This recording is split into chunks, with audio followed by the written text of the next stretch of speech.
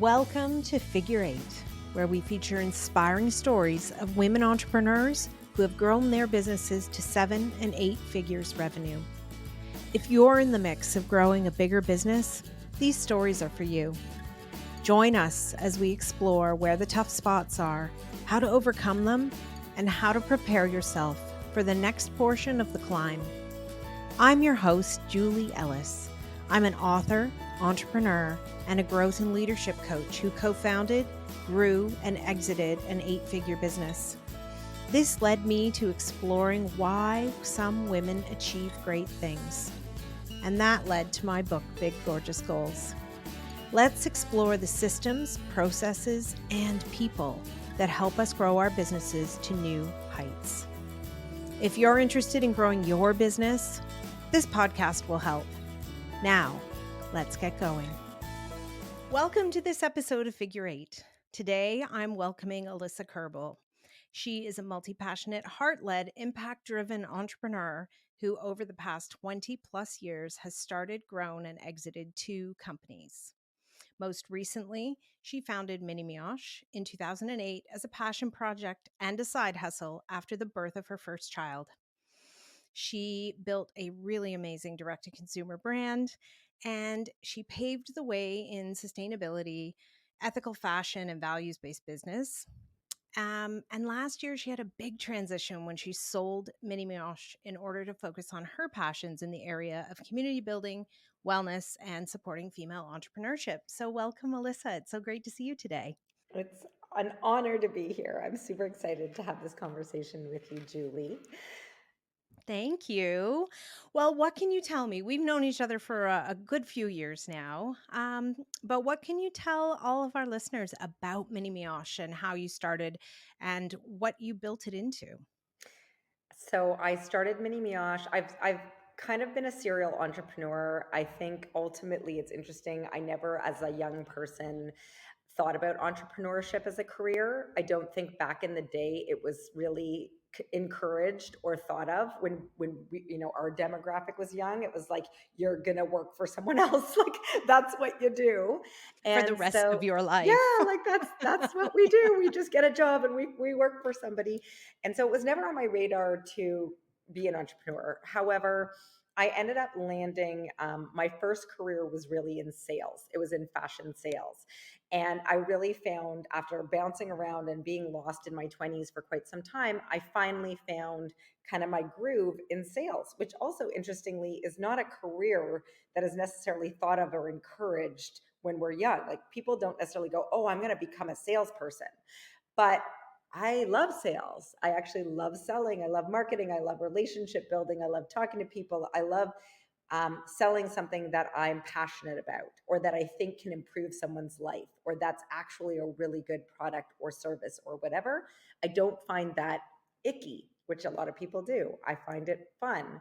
And so I found my groove in fashion sales. I left after a period of time, started my own wholesale fashion agency in my 20s.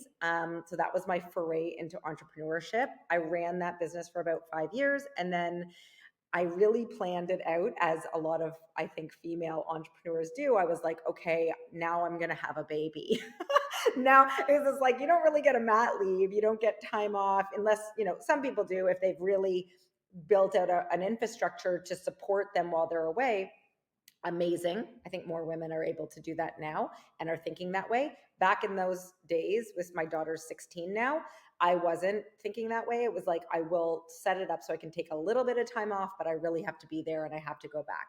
So I had my daughter, and this was 16 years ago. And after I had her, I had every intention to go back to my business, my agency business, which was selling adult clothing brands to stores and retailers across Ontario. But I think I had a couple things were just calling, not sitting like, and it's crazy because I had just had a baby, but there was a part of me that felt a little bored.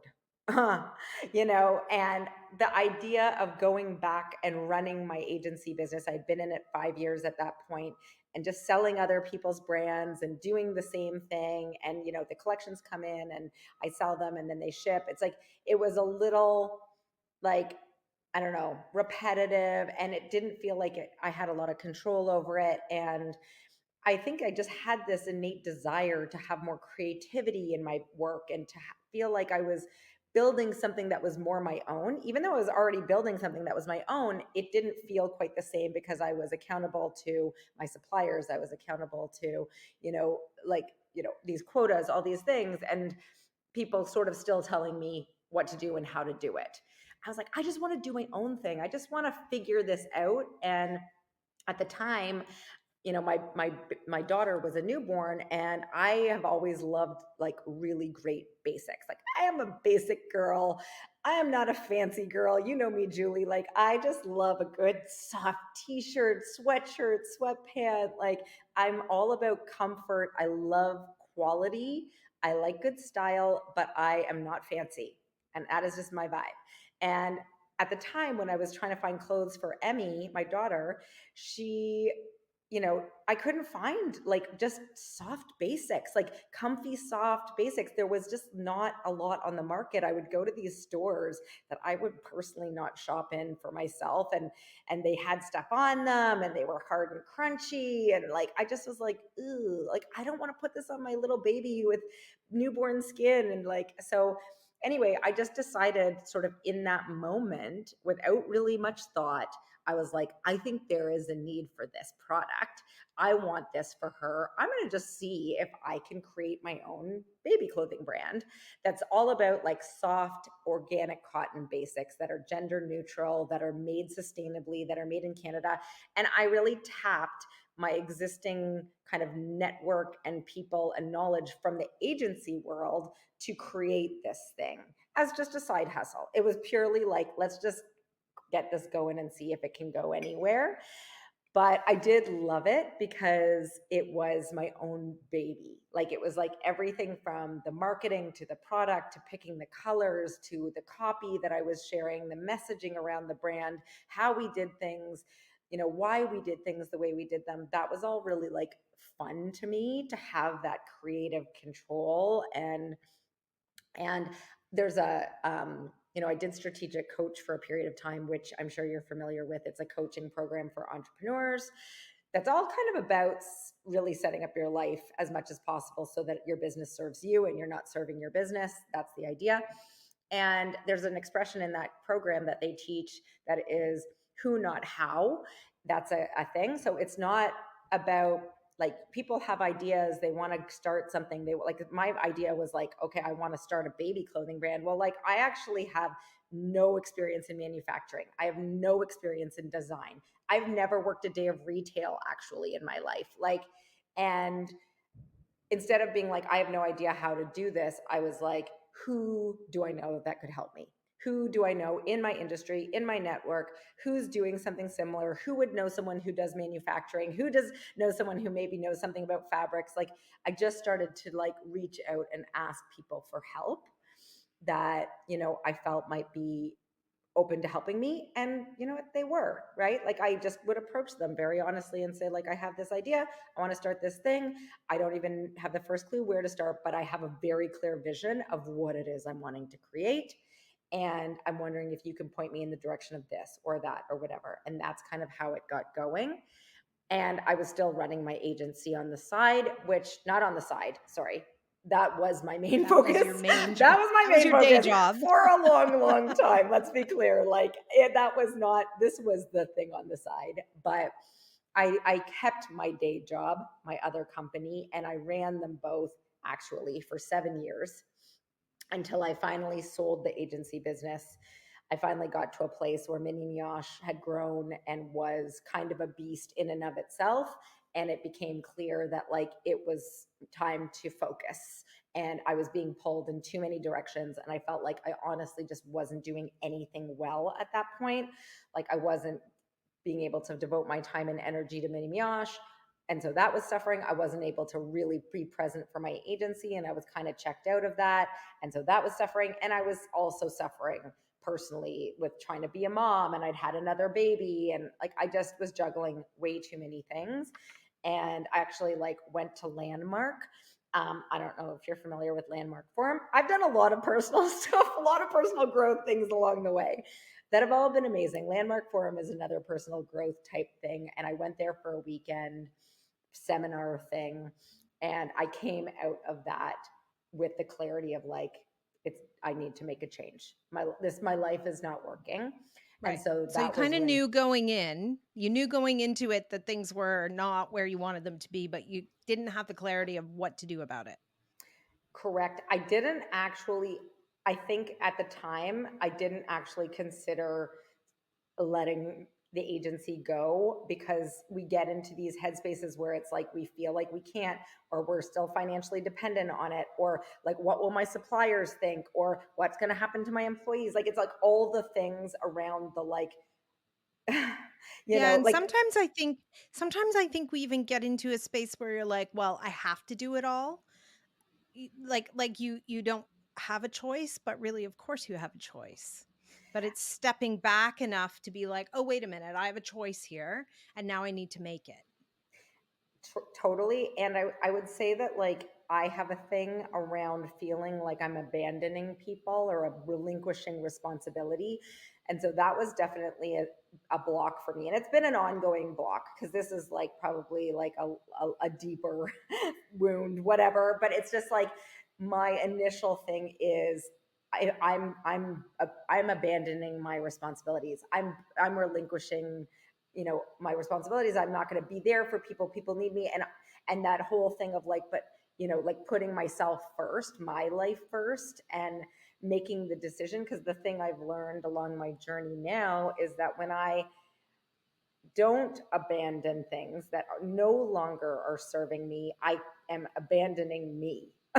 Every day I am like abandoning myself and what I truly need to thrive, by compromising that for other things or people or situations that at the end of the day, like that, I made the decision to sell it. I went through the whole process. In the end, some of the people who worked for me at the agency purchased it. It still exists. It's called Alyssa Agency right now. It's been a decade. Everyone was fine. The suppliers stayed on. Most of them are still with her. So it's like, I think a big learning through that experience for me and others that I've been through since is this ongoing learning of, instead of going to, all these what if scenarios that are negative, it's like, what if the best thing happens? Right? Like, what if they take it over and it's amazing? What if it's still thriving 10 years later? What if all those suppliers are happier with them than they were with you? What if you get some, freedom and focus to do what you're actually supposed to be doing? It's like flip the script on the what ifs, from the like worst case to the best case, and then focus on that being the outcome. Yeah. And so when you let go of the agency and sold it to your employees, what were things like at Mini Mioche then? Oh, we were going quite hard at that point. So over that 7 year period, that was an insane period of my life. So this was like in my 30s into sort of my early 40s. I'm 48 right now. So over that period of time, I started Mini Mioche. I went back to work full time. I had my daughter. I had the idea for Mini Mioche in like the fall of 2007, and I launched the product and started shipping it in June 2008. So it was like, I just like Yet did the after thing. knowing nothing about the apparel industry or Oh, there was retailing a lot of or like, there was some mistakes, there was some big hiccups along the way, but you just push through, you figure it out, you keep going. But I was not paying myself. I was running the agency. I, we were wholesaling in the beginning, so selling to other stores. Then that wasn't going like super well. Like, I mean, it was going, but it was slow. So then we launched our website with ecom. It's a long time ago. So this was sort of new direct to consumer ecom, but it was a way for me to get in front of more people with the brand and showcase the whole brand in one place. And then within 2 years of launching the brand, I read The E-Myth, that book by Michael Gerber. I might even have it here. Anyway, I read that book and I was like, I need to open a store. That's what I need to do. So then I made the decision to open a retail store. And so we did on Queen Street. That was like 2 years in. And then I had another baby. my son, and then we opened another store in the Distillery District in Toronto within that same time period. So over that course of that sort of 5 to 7 years, when I was running them both, I had 2 kids, I was running this business, I was running that business, I had multiple stores, e-com. It was insane. Like, it's, I don't know, like, how I didn't actually have like multiple nervous breakdowns. I mean, I thrive, you know me, I thrive in like a fast pace. Or at least I thought I did. I did at that time. I was thriving in sort of the creation of it all and the momentum of it all. And I had energy because I was passionate about what I was doing. And that's one thing I realized, like, when people are like, how do you do that? Or how do you do this? It's like, there is a level of energy that comes from inspiration, excitement, passion. Like, that's a driving force for people. And that's something that I also recognize when that goes away and you're not feeling that, that's the opposite of a driving force. So when the inspiration, excitement, motivation, growth isn't there, it quite often feels like a very heavy lift. It was a heavy lift during that time, but it also was fun and inspiring. And we were doing stuff. And I, surrounded myself with a bit of a team that was supporting me. And so I wasn't alone in it all. And so it was manageable until it wasn't, which was when I finally went to Landmark, had a literal breakdown in Landmark. Let's just be clear, like, had a full, like, my life's not working, I'm miserable breakdown. And then made the decision.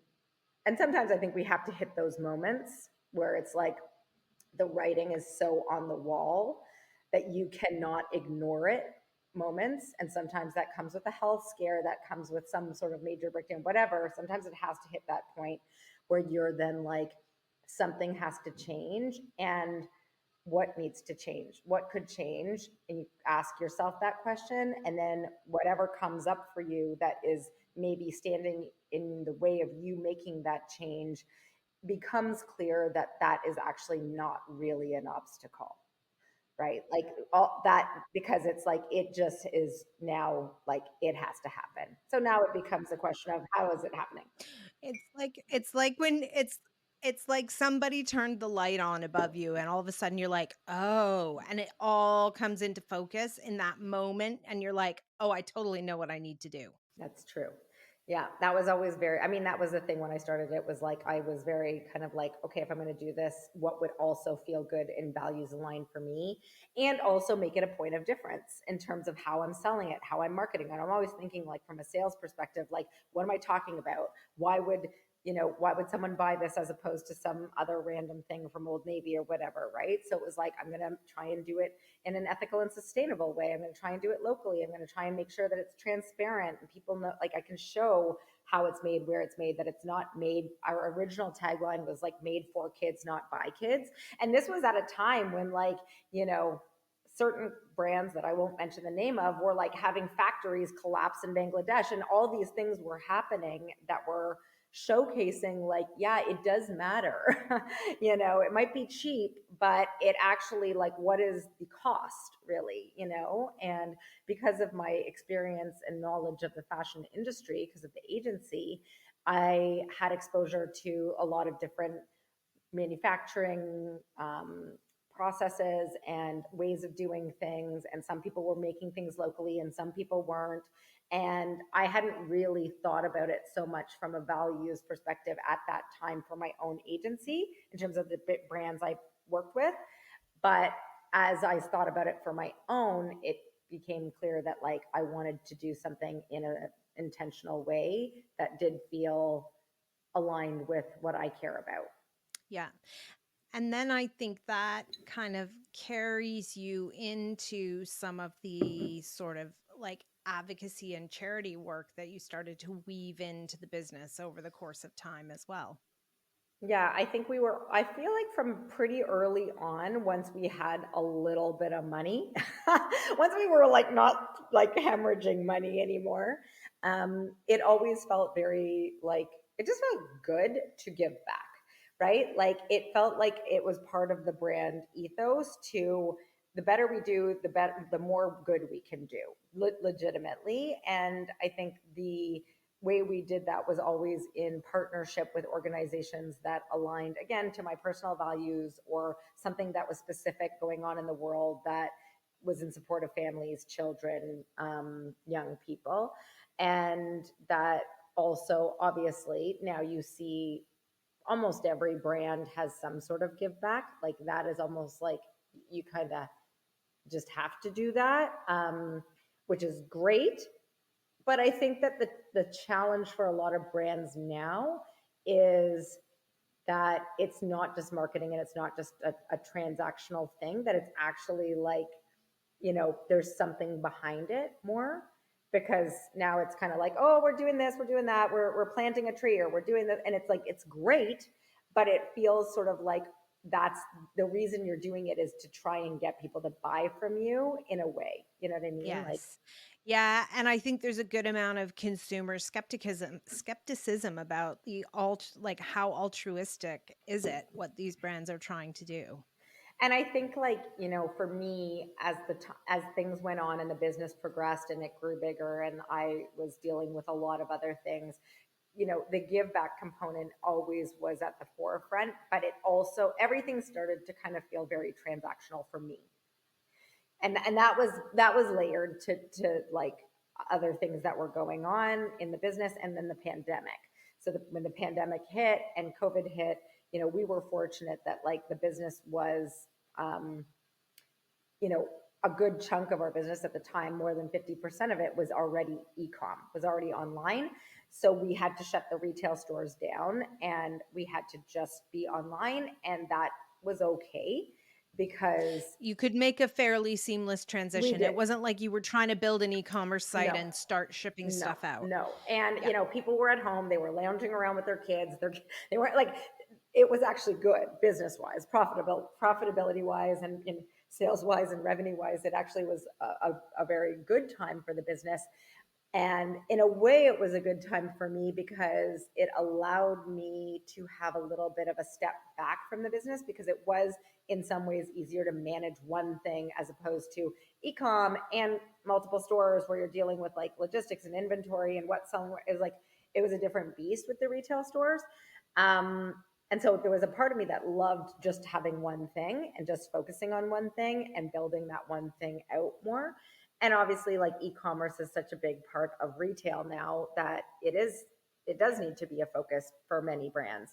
And for many, it's their only channel, really. But I think for me, what started to happen was that I started to lose the joy and the fulfillment and the meaning of it, because it's very transactional, right? Like, it becomes about selling product for the sake of selling product. And then it's like, yeah, we're doing this give back and we're donating a portion of sales to this, but then it's like, I'm just writing a check. That's what it's, I was So like, that didn't feel like that's connection and engagement that you wanted to have with it. no, no. It just, for me personally, that just felt like it just started to feel more like empty. And it didn't matter the numbers. I think this is like something that's interesting. Like, if you start to like have success and you're hitting numbers and it's like exciting, but you're kind of like, oh, that's great, on to the next, like whatever. It's just like, what is it for? And I think maybe that sort of leads it into this piece of around goals and what we're striving for and what we're looking to achieve and why. What is the importance of it? Or, because I think my own experience was like, I was building and I was growing and I was like, we were hitting certain, like, milestones along the way, but it didn't necessarily feel the way I thought it was going to feel. And that made me start to sort of question, like, okay, but like, why am I doing this? Like, if it's not feeling fulfilling and meaningful and exciting, or if I'm not feeling like I'm having impact with it. I think that's the big thing for me, is like, what is the impact? And there was always the impact of like the fact that we make amazing product and we do it in an ethical, sustainable way, and that's what we want people to be purchasing. And we want, like, there was always a million good things, but No, But it doesn't mean that over time, you don't have a place where you can see that the kind of impact you want to make is changing. And so you've got to sort of change the container that you're doing it within.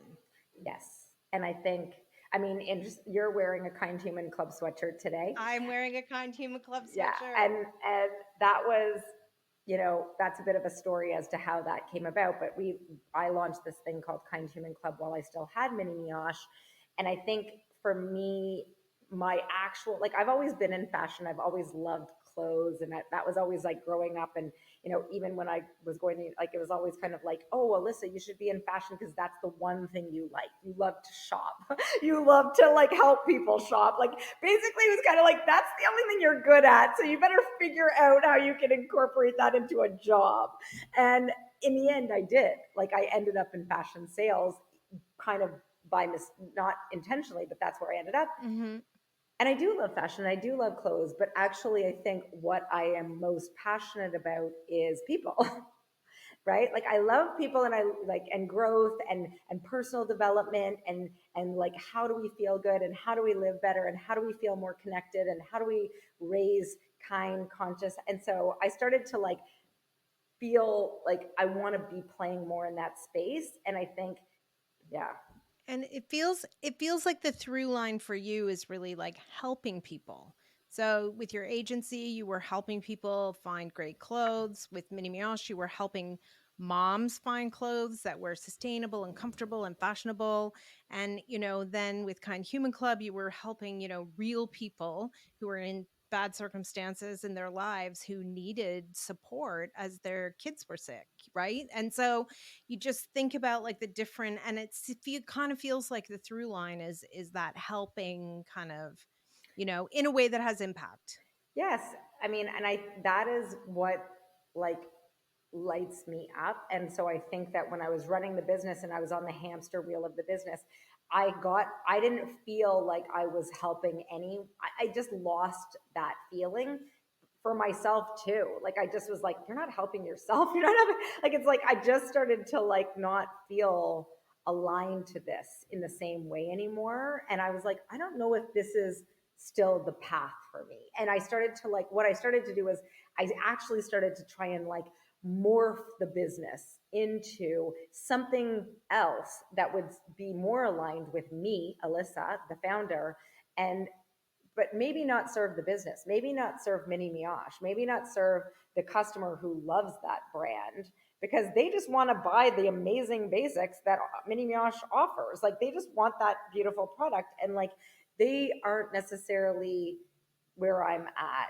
like in my journey. And so, you know, that was the struggle for the past couple of years as I was trying to decide what to do with this. And so then it's this deciding, right? We talked about this before, like the decision between like what do we really want, and in your heart of hearts, what did you really want versus, what you think you should do around building Mini Mioche and, world domination and all those good things for that business. Yeah, I think that like as the truth is that I think as the business grew and became more complex and more people and all of those things, I realized that like this was not what I love. Like I don't actually love running a company of this nature. Like certain people, like I think quite honestly, I've given this thought, retro in retrospect. Like I think, for me, I could have maybe my path would have been different on some level with Mini Mioche if I had like hired or had a person early on that was literally like ops, like that basically Yeah, like a strong second in kind of like an command. integrator, right? But Yeah. like early, where it was just like, okay, Alyssa, all you have to do is like you get creative. You do these 5 things, and then we'll deal with like finance and HR and legal and ops and logistics and all of those things that like suck the absolute energy out of me. They are not my thing. And Right. And so how long can you do them for before you hit the wall of exhaustion? And I think that like I think maybe if you have that early on, it's a little bit different. I think I think for me too, I struggled to let go. I had a lot of fear around like, oh, can I trust people to do this? I had a few missteps where I did trust people and it didn't go so well and things along the way. I did have an amazing second in command over the last number of years who was doing all of that for me and um, and that made it 1,000 times better. And that made me realize like, oh my God, but I think at that point, I'd already started to feel this misalignment with the whole thing. And it didn't make it like I just wasn't in it in the same way. My heart wasn't in it. And I think also like, you know, things have their journey in our lives. Like think like I started this business when I had a newborn. Like I was in this world. Like I was in the same demographic that my customer was in. I cared about like a lot of the same things. I could easily market to them. And like now it's like I'm not in that world and I don't really feel like, oh, I want to be thinking about like TikToks for young moms and like all the like it's like this is the world we're in now where it's like you're hitting with the message and the like these things and it's like it's just like actually not the space that I really want to play in anymore, and it felt like heavy. So I think it was just listening to that, right? Like we just don't want to hear our own message a lot of the time, like that truth that, we avoid because it's like, ugh, what does that mean? What does that mean if I don't want that anymore? What was my life going to look like? Who even am I without this thing, right? Like it becomes such a part of your identity. It becomes who you are in the world and your value in the world. And it's like hard to even fathom what your life could look like or who you would be in your life if you are not the founder or CEO or president of this thing. And that is scary.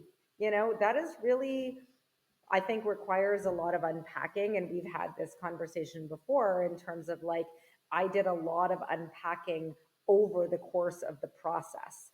And that allowed me to kind of move through it and grieve and allow myself to feel all the things that are there when you are making a decision like this. Because I think it is not like for most of us, like oh, I'm just going to do this and it's done. And it's like, if you think that's what it is, you do get rocked because, it is a deep unpacking of everything this means in your life and what it means going forward and being able to process all of that. Doing a lot of personal work around that is very helpful. And there's people who start businesses and grow and scale with the full intention of exiting, and there's really no attachment. And it's like, okay, on to the next. Like that was always the intention. That was like not my MO, right? So it's different. Everybody's coming from a different place. But if you have put your blood, sweat, and tears into something for an extended period of time, you have sacrificed, you have built something of significance, it is a very challenging and quite a process to get to a place of being able to let go, I will say, from my own experience. And so when you got to that place and eventually sold the business, what has it been like coming out on the other side? I will say it's mixed. I was very, very ready, and there's no questioning on my part. And I also like really had a fairly full exit. So I still own a small piece of the business, but I'm not active in the business. And the new owner and founder was good with that, and that was really what I wanted to. I was very clear that I wanted my freedom. I didn't want an earnout. I didn't want to be an employee of the company for an extended period of time. I was happy to help transition. I was happy to support. I was happy to consult if they needed to ongoing. We worked out something, but really they didn't require me a lot. And so I really was sort of like moved out. And I moved on instantaneously. That was partially also because I had stuff going on with, family stuff that I was dealing with that was very challenging at the same time that I kind of had to put myself into supporting my parents, and there was health issues going on there. So like honestly, like the timing was crazy, but it also was just this gift because it was like all this was going on. I could not have kept going. I honestly don't know how I could have kept running the company while dealing with everything that was going on. So it was almost like like the universe saying like you don't have any choice but to leave this thing and focus on your family and focus on what's right in front of you. And because that was what unfolded, it was like I didn't really have time to kind of process in a way that I would have maybe processed things had I had more time and space. But I don't. It is what it is. Um, and now, it's funny because I kind of thought that I would have some breathing room and I'd have some time to just chill for a bit. But I think ultimately I've had this desire to create and build something new for a while.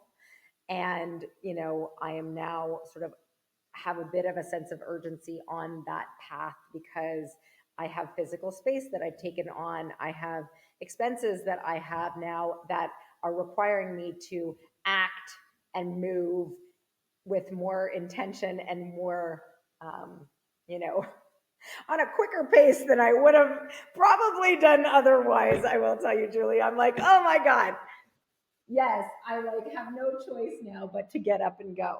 And and the truth is I am still figuring out like what it is that I'm exactly meant to do. I didn't have a clear plan. But things just happen and then you just have to go with it. Good. And so the space that you're in is the space that you've taken. And what are you up to? Yeah. So I'm in one of the spaces right now. So when I sold Mini Mioche, I did keep the Kind Human Club IP. So I wasn't sure if I was going to do anything with that or not. I kind of was just like, I want to keep it and just park it. But when I had sold Mini Mioche, we had taken on this space near in downtown Toronto, the west end of downtown Toronto, to kind of use as a showroom and an event space and a community gathering space for the brand because we had closed our Queen Street location. And I just wanted somewhere that, like, I couldn't imagine having the brand. And at that point, I had not made the decision to sell when this was all happening. But I was like, I can't imagine having this brand and not having somewhere to bring people together, to not have any human connection. Like that just that can't happen. So I took this space on, and when I sold the business, I kept Kind Human Club, and I also negotiated to keep this space.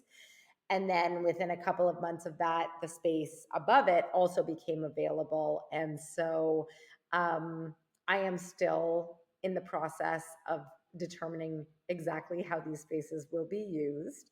They are already being used for a lot of different amazing things. So part of it is a desire that I have a desire to build community and bring people together. I want to foster more human connection. I feel like that is the medicine that we all need right now.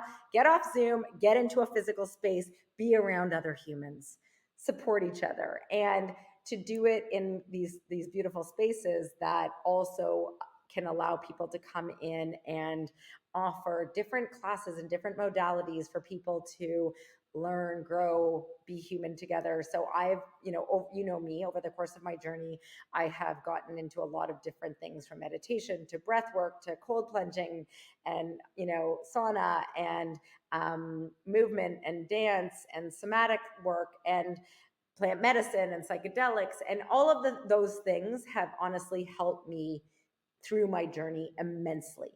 I believe so fully and you don't have to do all of these practices, but all of these practices, I believe, can be very supportive to us, especially in this world that we're living in where we are just kind of in fight or flight all the time to a certain degree. We're always going, we don't stop, we're plugged in, our nervous systems are frazzled. We just need to slow things down. We need to be in community. We need to be supporting each other through difficult things. So that's what's been happening in the spaces currently is been a lot of different sort of workshops and breath work and visioning stuff. And there's a men's circle happening tomorrow night, women's circles, and just like beautiful things, which I love. I love that. I love holding space, and I love being able to bring amazing teachers and guides and facilitators together, or to give them a space to do their beautiful work. And to introduce it to people. I think that will be a continued part of what these spaces are. And then I think the other part of it that I'm just sort of like working through now is the idea around supporting. The other piece for me is around supporting female founders and supporting entrepreneurs. They always say that you're best equipped to help the person you once were. So like I've been on this journey for 20 years. I have gone through the kids and gone through all the things and gone through 2 exits and gone through all this stuff. And I know how the only thing that's really helped me navigate it effectively is being surrounded by people who get it. And the people who get it the most are other women entrepreneurs who are navigating something similar. And so, there are obviously communities already that exist for female founders and entrepreneurs, and they're all amazing. I think what I'm looking to create is something that is not just around how are you building your business, but it's like, how are you feeling while doing this? What is actually serving you? Incorporating the wellness practices, incorporating growth and personal development and the work, and also what is going to support you in achieving your big goals in and going back to the questioning of allowing people the space, the time, the sounding board, the safe container to open up, to question things, to say, or to have people question them.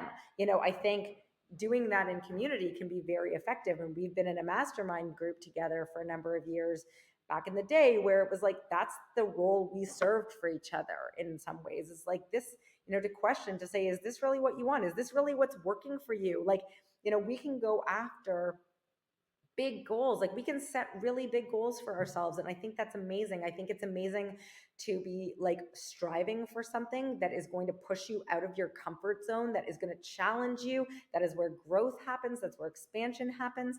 And that's what life is about to me, is growth, expansion, all of those things. Um, and it also, if we're not careful, can cause us to burn out, to suffer from extreme stress and anxiety. It can cause all these other things if we're not careful.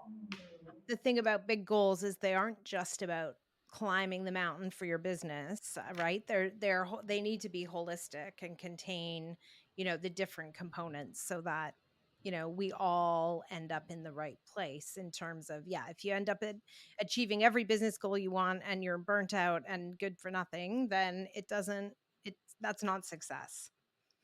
Yeah. And I think it's just a matter of like digging a little deep to ask ourselves, why is this important to me? What is the impact that I'm looking to make? And, sometimes, like, for example, I was on a mission to grow mini mioche. And, I, for example, decided to open a store in Los Angeles. I think that wasn't really a goal necessarily of mine, but it was a goal to grow the business. And an opportunity came along to open a store in a place where I felt like it was going to really support our US business. It was going to give us a lot of brand exposure. It was going to do all these things. So my goal was to grow the business, and I made opening a store in Los Angeles the way to get to that goal, or to, Right. You took the opportunity that yes. came to move towards the And goal. I think in hindsight, if I could look back and coach myself a little bit through that, I would say, okay, why do you really want to grow the US business? Why is that important to you? Is this the best way to do this? How is this, if you have this as your goal, how is opening a store in LA going to affect your life? Is this going to be conducive to your life right now with having young kids and having all these other things going on? How much is it going to give versus how much? It's like, sometimes we just need to question those goals a little bit, to just drill down to, is this goal in service of me, in service of my life, and in service of my business, or is it not? Because I think that's where, I think for me, with the feminine side of things, it's around like, the more we're able to like nurture ourselves, our well-being, the people around us, show up for ourselves, prioritize that, the better things tend to go. And sometimes the goals we set for ourselves are at odds with that. Yep. Yeah, and I think it's sort of that it's learning to listen both to our own selves internally and to learn to trust the messages that are there, but it's also finding a way to listen to, yeah, the advice that you get, to filter it and not just, say, no, I'm doing this. I'm going. This is where it is, right? Yeah. And sort of taking off the shields that keep you looking, in too narrow of a place. For sure. I think that, like, we've been conditioned to a certain extent, for sure, that when we're entrepreneurs, that success is about growth. It's about scale. It's about the numbers. It's about the metrics. It's about the lists that we're on. We're like constantly, I think, on some level, seeking external validation for what we're doing because, it's like, I'm successful. Like, look, I did it. I made the list, whatever. And it's like, I feel like, success, going back to like defining success, it's like, you don't have to be on a list to be successful. Like, you can have an amazing business, an amazing life, and you could have maybe like some financial freedom, and it doesn't have to be the biggest thing ever. Right. Right. Like, But yeah, and then there's also a case to be made for people who do want it to be the biggest thing ever and who see all of those steps of getting on the lists and having it on the right people and like all of the things as just part of the strategy that goes along with climbing that hill, right? So it's like and I think this is really back to like the deciding what we really want versus what we think we should do, right? And 100%. so it's that piece of, not always right for everyone. No. And I mean, if you're on that mission and you're wanting to grow and you're wanting to hit those bigger goals, I think a huge part of it is, yeah, like getting the right support, surrounding yourself with the right people, the right, team, and also the right community, the right like peers, other people who are on a similar journey, who can, like, they say you're obviously like the, whatever, the top 5 people you spend your most time with or whatever is a reflection of whatever. But it's like, if you want to be on that growth path, then yes, spend time with people who are doing that and are aligned to that. Yeah. Good. Well, thank you so much for joining me today. It was a really great Thank you for conversation. having And me. I'm wishing you all the best with the spaces that you have now and the new things that you're up to. And I can't wait to Thank see you you. where you go. Thank you. Thanks for having me. It was an honor and a true pleasure to talk to you also. I always enjoy our conversations. I hope you enjoyed today's episode. Please remember to hit subscribe on your favorite podcast platform so you won't miss any episodes. Figure 8 isn't just a podcast. It's a way of seeing the big, gorgeous goals of women entrepreneurs coming to life. If you're interested in learning more, you can find my book, Big Gorgeous Goals, on Amazon anywhere you might live. For more about my growth and leadership training programs, visit www.julieellis.ca to see how we might work together. Read my blog or sign up to get your free diagnostic. Are you ready for growth? Once again, that's www.julieellis.ca. When we work together, we all win. See you again soon for another episode of Figure 8.